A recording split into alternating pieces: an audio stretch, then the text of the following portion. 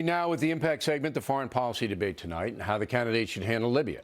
Joining us now from Boca Raton, Florida, the former NATO Supreme Allied Commander, General Wesley Clark, who's now a national security advisor to the Obama campaign. Have they asked you for advice on Libya and how to handle it, General? Bill, I think the simple answer on Libya is this. No president has ever been able to prevent bad things from happening somewhere around the world to Americans. Ronald Reagan lost 280 Marines when the Marine barracks in Beirut were bombed. George H. Bush stood by while Kuwait was invaded by Saddam Hussein. George W. Bush had 9/11 happen on his watch. Bad things happen to a country even when a good guy is president. All right, but I don't know if that's the in first play, thing. Okay, though. now just a second. Wait, General. Let me finish my point. Wait a minute. The question is not, did something bad happen? The question is, what does the commander-in-chief do about it? Let me tell you what Barack Obama has done about this.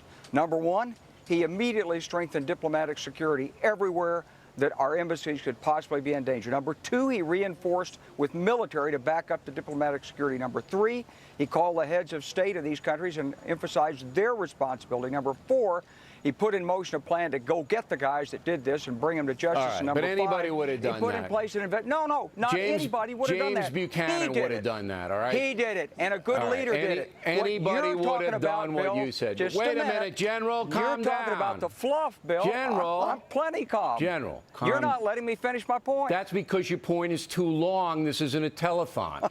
You're going to abide by the same rules that everybody else abides by. You're going to now listen. I told you. Here's the crux of the matter, General. It's not about protecting Americans. You're right. It's impossible to do that all over the world. And it's not about reaction after. It's about an explanation, straightforward, about what happened. The president has not given it in a month and a half. Would you advise the president to do it tonight when he has the opportunity to tell the American people exactly what happened? Well, Bill, I think the president ought to go through the process and find out what happened. Let me give you an example. After 9/11, the Democrats pulled together with Republicans. They did not take or attempt to take partisan political advantage over one of the greatest disasters ever to befall the United States. They could have. After all, a Republican was the commander-in-chief. He was on vacation during the time. He didn't read, but none of that came out at the time.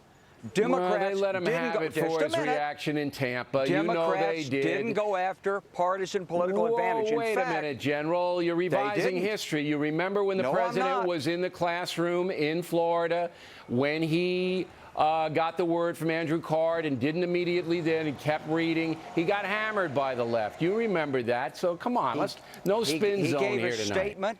He gave a statement, a joint statement to Congress, and Democrats and Republicans fully supported him.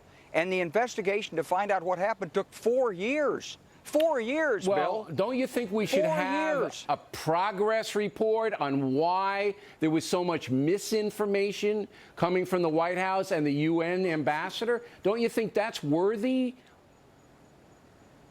Maybe there should be, but, you know, that's not the key issue. Maybe there should be? Yes, because, we live in a free society. I think there has to be. You think Libya is the key issue in this election? I think it's going to look. It's hurting your guy. You'd like it. You might like it to be the key issue. No, I don't care about it one way or the other. I wish it never happened. I think you want it to be the key issue. No, that's bull. Let me tell you something. What I want to know what happened. That's what I want. What I want is I want the American people to look at the big picture and make a wise decision on who could be the best commander-in-chief. Don't you think this Libya issue is hurting your guy? Your premise.